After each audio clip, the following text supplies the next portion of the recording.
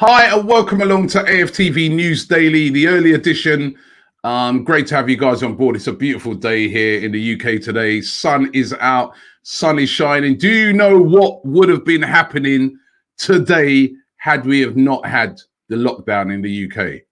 It would have been the North London derby. And we were discussing it last night. I had Toby on from the tap-in, and we were discussing the North London derby, but it would have been brilliant today. Look at the weather.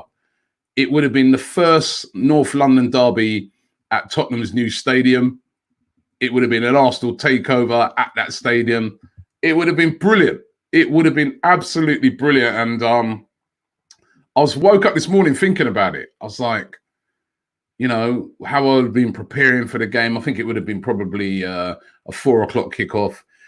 You know, you'd be buzzing this morning. You'd be waking up and you'd be absolutely buzzing. And you'd also have that nervous energy as well, because you know that's the one game you don't want to lose, because if you lose that game, you're getting a lot of stick and a lot of grief, especially me, for the next few weeks. But yeah, I'm gutted that that's not on. Absolutely gutted that the North London derby is not on. Although, you know, the football could be back sooner rather than later. You know, even though we saw just before the weekend that the Dutch Eredivisie was cancelled, it does look like they are really trying to push on to get football finished in the Premier League.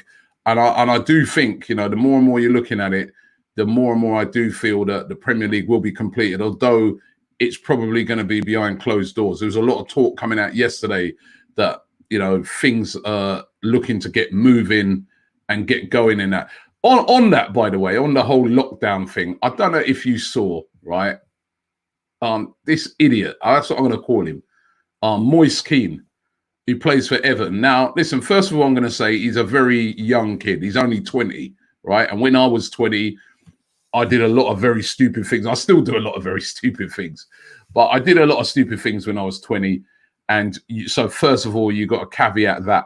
But to have this is what this guy did. He had a coronavirus party at his house, right? Where he had girls over and they were lap dancing and, you know, and then he filmed it. All right, he filmed it privately. This is the other thing he's going to learn, you know. When you do things privately and you're a footballer, if you don't send these things to your very closest friends, these people will push these things to the newspapers for money. And I think that's what he's learned, that what he thought was a so-called friend is not a so-called friend, and they've sent that to the newspaper. He's got a lot of stick about it. Everton have absolutely come down on him, you know, very hard, and said that they're appalled by his actions. But to have a coronavirus party, I don't think some of these footballers are just quite getting the seriousness of this thing right now. This is serious. People are dying from this. You've got to be more responsible. And, you know, as I said, he's 20, right? So I don't want to come too hard on him, but that was brain dead. You know what I mean? That was absolutely foolish. And I hope he learns his lesson from this. This coronavirus thing's serious. We've seen so many footballers flouting it. We've seen Arsenal players this week. You know, Lacazette, when he was getting his car cleaned. You know, we saw Xhaka and David Luiz walking out together and stuff like that. You cannot do that, right? So, you know, let's hope that kid learns his lesson, man, and gets his head down and concentrates on his football. But I couldn't believe that when I saw that. Lots of rumors today still around about Bukayo Saka. And Saka has been linked with a lot of clubs because, first of all, he had a brilliant season at Arsenal, or been having a brilliant season at Arsenal, not finished yet, of course. He's still only 18, was fantastic on the left wing, was fantastic as a left back. Which one of those two positions I think he finally ends up in, I don't know, but he's a top player. And, you know, he's only 18. He's only going to get better. Borussia Dortmund seem to be a club that are very, very interested in signing him. I'm still sniffing around today. And for a young player like Saka, remember, he's only on $3,000 a week at the moment. I mean, that's still a decent amount of money, but nothing if you're a footballer. 1 year left on his contract. a team like Borussia Dortmund might be a very attractive proposition. When you look what Jadon Sancho's done, he's gone there, he plays every single week. He's in the England squad. Manchester United now want to buy him. There's talk £100 million. Saka could be looking at it and thinking, well, if I go there, I can get regular football and I could be, doing the same sort of things like what Sancho's doing. However, I have heard that Arsenal are in talks with him and that they are very, very confident that a deal will get done. 1 year left on his deal, only 18. Arsenal cannot afford to let Saka leave the club. He's a gem that has come through the academy, and absolutely Arsenal need to make sure that they keep hold of him. Now, Arsenal linked with centre-back today. We're getting linked to literally every centre-back who moves on the face of the earth, but we're linked with this guy today. His name is Evan Ndicka, and he plays for Eintracht Frankfurt in the Bundesliga. Now, he's had a very, very good season, had a very good couple of seasons, highly rated. He's a French under-21 international, and he's only 21, valued at around about 25 million euros. I've got to always say that some of these prices, I feel, are what I'd call pre-coronavirus prices. I think that price is going to come down because the spending on those types of fees just isn't going to be there. But Arsenal taking a look at him, another one of, how many talented centre-backs do they have in France? Upamecano, this guy Saliba, they're just churning them out. Issa Diop, all young centre-backs that they're just churning out over there in France. But he's another one, and he's been doing good things at Eintracht Frankfurt.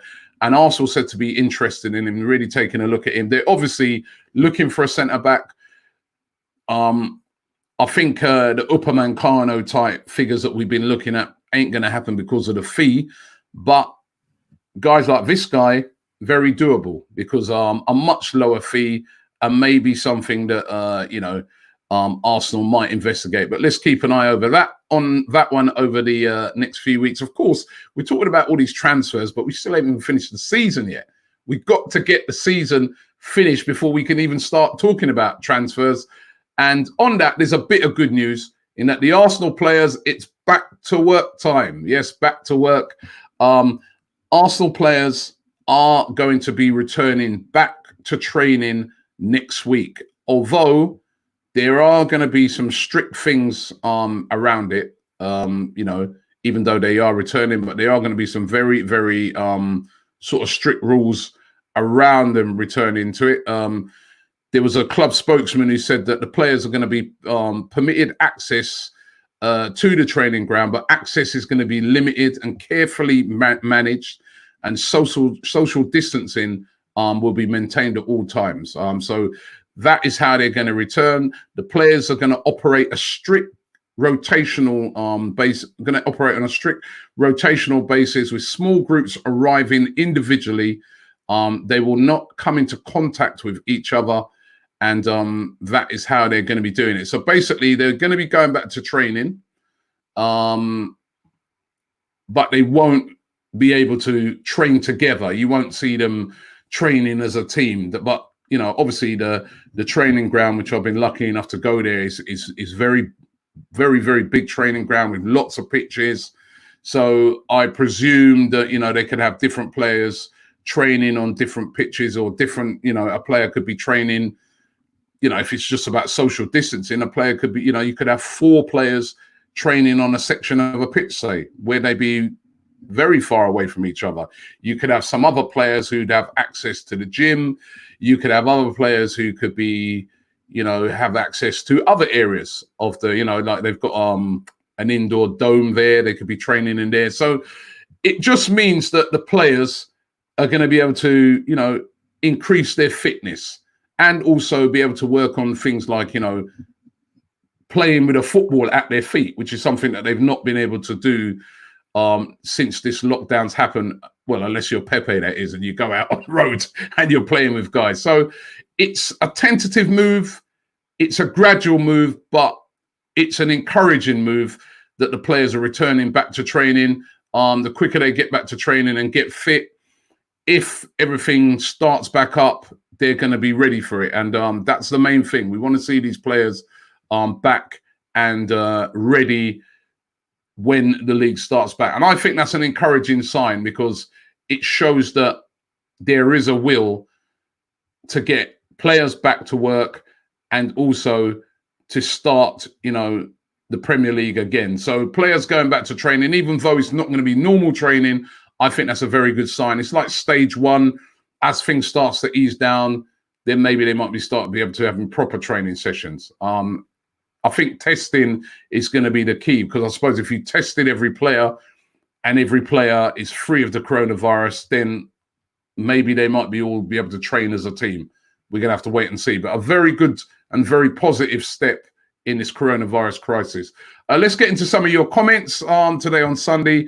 Danik says, you're going to be reading the Arsene Wenger book coming out later this year. You think there will be any revelations? I'm definitely going to get that book when it comes out. I think everybody's waiting on it. I don't think there'll be... I was sort of talking about this yesterday. I did an interview with some Russian fans. They were doing like a Q&A with me.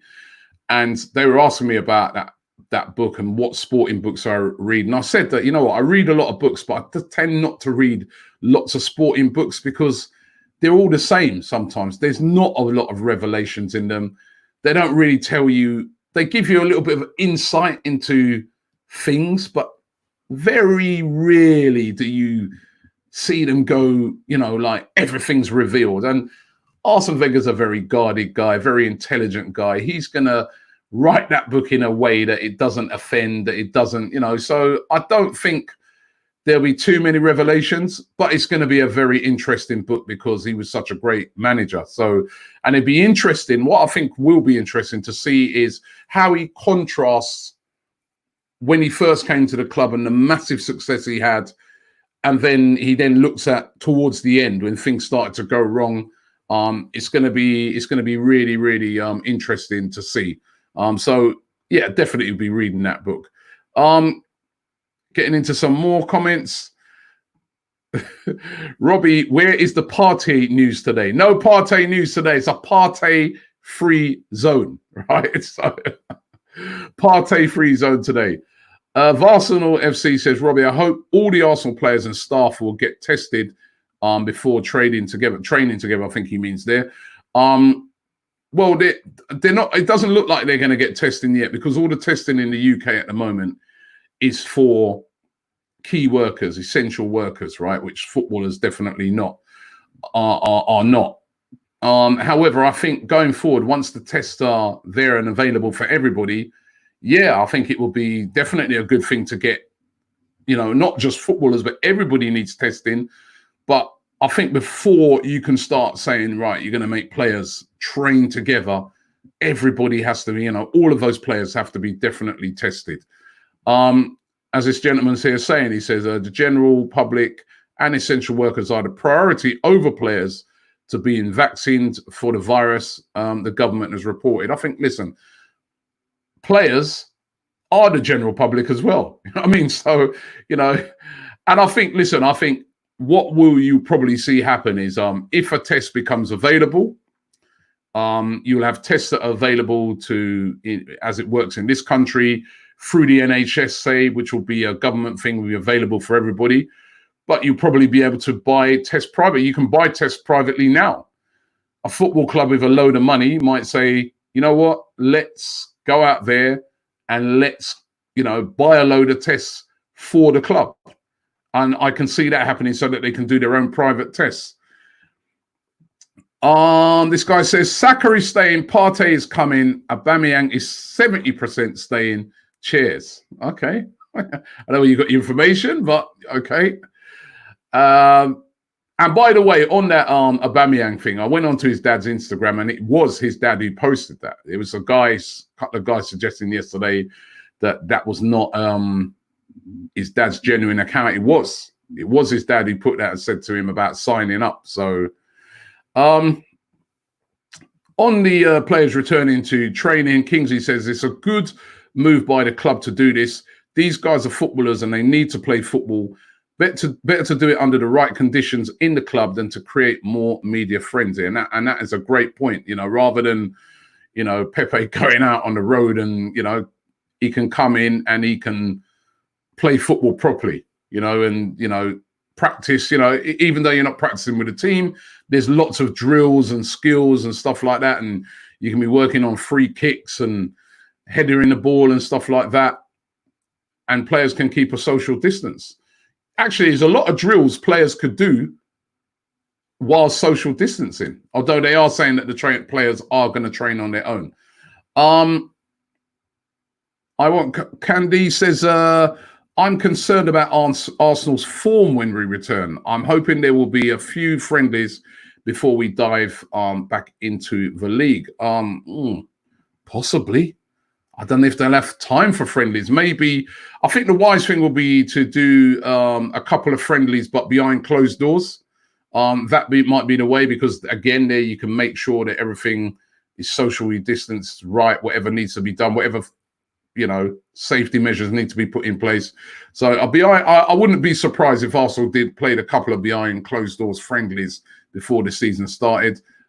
Everybody's going to be in the same boat, being concerned about their form. Everybody's going to be in the same boat. It's going to be all about fitness. This is going to be a very important thing when the league starts back, if it's behind closed doors or whichever way it starts.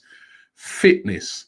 You've had basically elite players that actually train 24/7 and are at the peak of their fitness. Now, not done no work for nearly 5 weeks. It's going to have a big effect on them. So the players that return back to fitness the quickest, that is going to be the teams that do the best. And Arsenal have got the facilities there to help get those players back to fitness, and they're a very professional team. So it might put them at an advantage. You never know. Over certain teams, there's a lot of teams have got great fitness regimes, but Arsenal are going to be up there amongst the best of them. Andy says, hi, Robbie from the Philippines. Hope football starts soon. I'm getting very bored here. Need some entertainment. TV here is rubbish. Need a live stream footy. God, definitely, man. And as I said, would have been the North London derby today. Zidane says, Robbie, shout me out. I just did, bro. Big up. Keeping those comments coming in. They are flashing in here.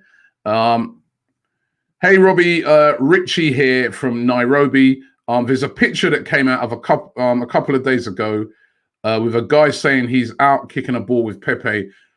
Looking critically, I didn't think that was Pepe, though. I think that was Pepe. I saw that, and it was Pepe. In my opinion, I think that was Pepe. And certainly, Pepe's not denied it or anything. It was him. And the club have, had a go at him and some of the other players for not social distancing. Philip says, how can you say all teams are the same fitness? Spurs have been training and Keane has been doing laps. All right, I hear that. Moise Keane has been doing laps, but the wrong type of laps. That's the problem. None of these teams have been training properly, right? Training down the park, having a little run around in the back garden is not the same training as what elite footballers do. Getting back on the training ground and doing some proper training with the ball, I think that's a complete, being given certain drills to do, that's different. You can set up cones, all kind of things, free kick practices. There's numerous pitches at Arsenal. So they could, in theory, bring in, I think they've got about 9-10 pitches there. They could bring in like 10 players at a time and have them 10 different players on a pitch each, or 20 on half a pitch each, some in the gym. It's going to be up in the levels of the trainings that they've been able to be doing when they've been working from home. Ashwin says, hi, Robbie. If Liverpool wins the league, please donate money to the health workers of the UK. Why? Why would I do? I donate money to the NHS and, we've been doing things for the NHS, but what's that got to do with Liverpool winning the league? Why would, if Arsenal get into the top 4, I think I'll donate some more money for that. But Liverpool winning the league, well, what's that got to do with anything? for me as an Arsenal fan. You know, well done, Liverpool. Had a great season, deserved it, well done, but we move on. I'm concerned about what we do. Royden says, hi, Robbie, love from Australia. I think Aubameyang will stay. Love Ozil, but his time is up. Love the work you do. Big up to everyone, DT troops, etc. Thank you, Royden. The Aubameyang thing, you know what? I would just love to just get this done, you know, get this over and done with. Sam Edwards says, favorite Arsenal kit this season and why? I like the blue one. I'm wearing a blue one. This is like a vintage one when we were sponsored by Nike. I like this one. It's like with the pinstripes. But I like the blue one this season. It's like, you know what? All three kits this season were excellent. It's just a shame we ain't had a better season in them. But, you know, I remember a few months ago, I was talking to some Liverpool fans, and they're like, yeah, you guys got the best kit, man. You know what I mean? The kits have been brilliant, but it don't matter what kit you're playing, it's how you perform on the pitch. You could be playing in a bin bag, right? And I'll be jumping up and down if you be scoring goals in it, you know? So Frederick Master says, hi, Robbie, it's my birthday today. Miss football so much. Keep up the good work and love the show. Happy birthday to you, Frederick. Your birthday would coincided with the North London derby. And imagine that we haven't got no North London derby to watch. It's such a shame. Big up Hassan. Greetings from Somaliland. Big up to you guys. I presume you guys are fasting over there as well. To everybody fasting, all Muslims around the world that are fasting at the moment, good luck to you guys, man. You know, fasting in a lockdown, that must be tough. That must be really tough, man. But good luck to you guys for doing that. Getting into some other comments here. This man says, Robbie, would you have Nabil Fekir as Ozil's replacement and Timo Werner as Aubameyang's replacement? However, I want Aubameyang to sign a contract as soon as possible. Timo Werner would be so expensive. But of course I'd have him as a replacement. I don't think he's as good as Aubameyang, but he's young and he can, you know, he can grow at Arsenal.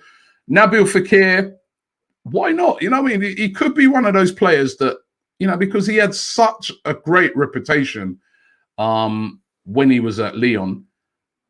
And then he's got that move and it just hasn't worked for him. It just hasn't worked for him. I think he's had some injury problems, but if he could get back to the player that he was, wow, he was an amazing player at Lyon.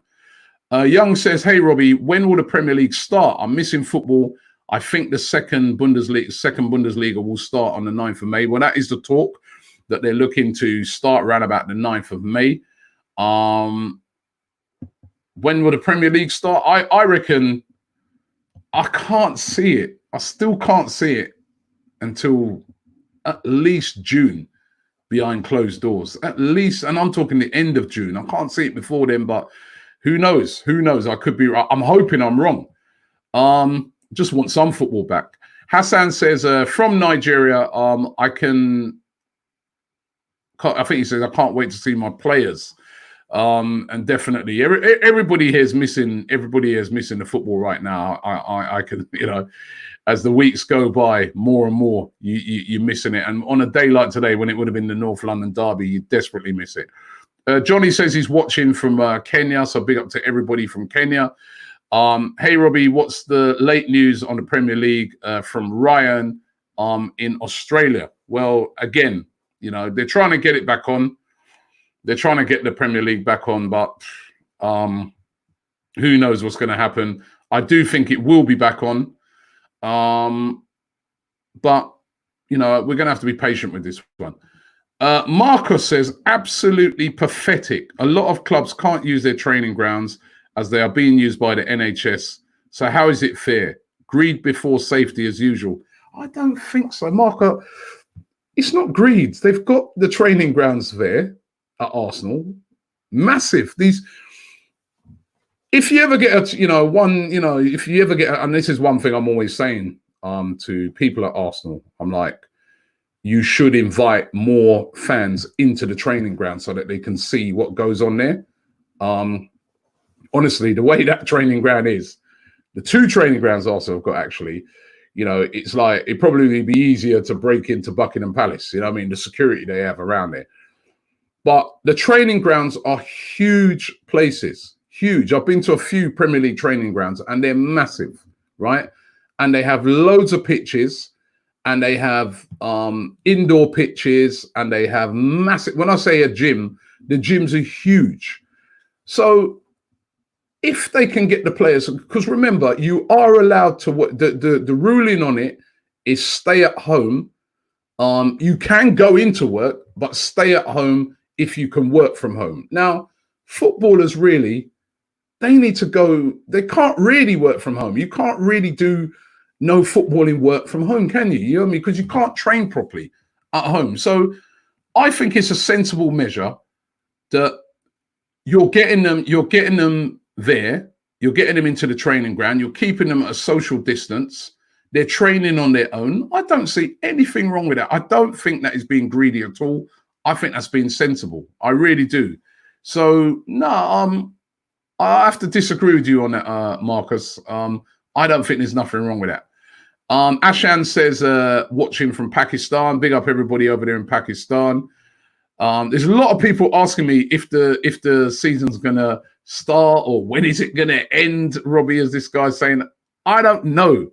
That's the honest to God's question. I don't know. But I do feel that when you see certain things happening, moves are being made to get the season back.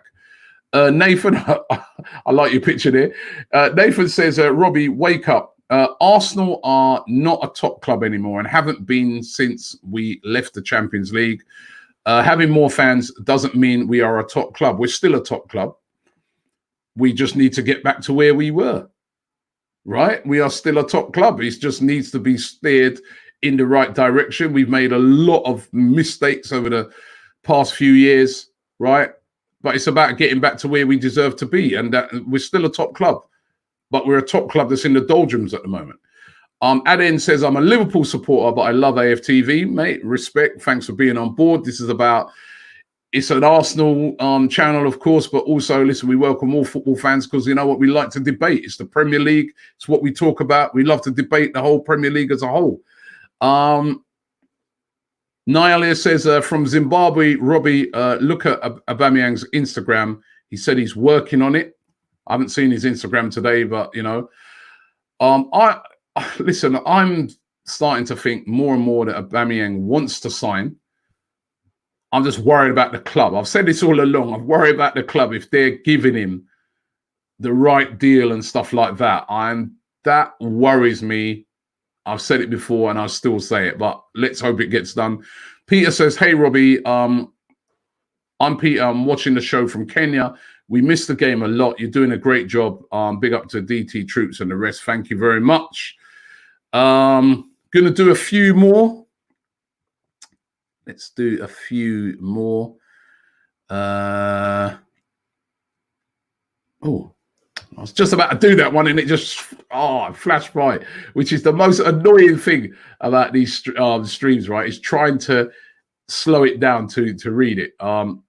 Let's get this one. Robbie, what would you do in the transfer window if you was Arteta? We need to free up the wages, up and strengthen our spine. Love Arteta's presence at our club. It's exciting so far. Well, I think I like the fact that he's trying to buy a defensive midfielder at the moment because I do feel we need a defensive midfielder, or I feel we need strengthening in that area. If we don't get a defensive midfielder, we still got Torreira, we got Xhaka, but I do feel that that is an area of the club that needs to be strengthened. We still need to protect that back four better.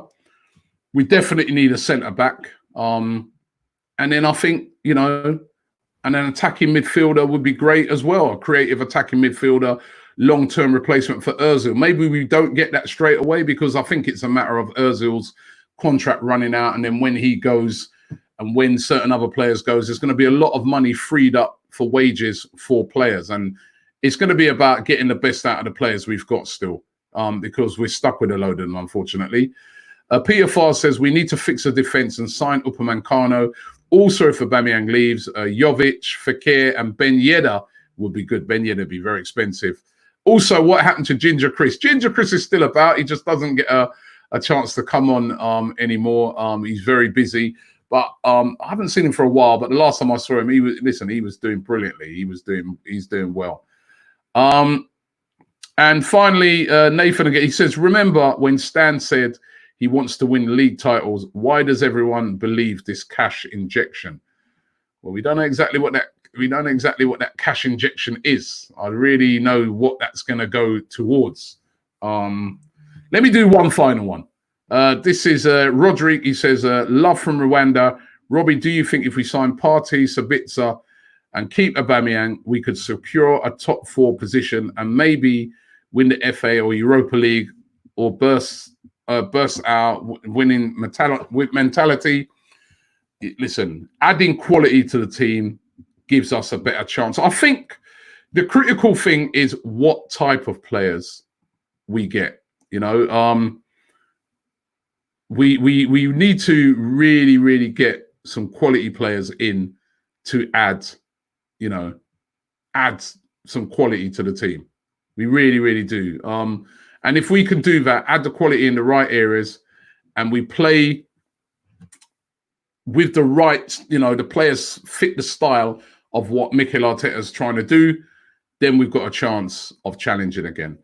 Listen, thanks for watching the show today. Have yourself a great day. Going to be back tonight with the Q&A, as we always do, a Sunday Q&A. So if you've got more questions to ask me those later on. Thanks for watching the show, and we will be back later.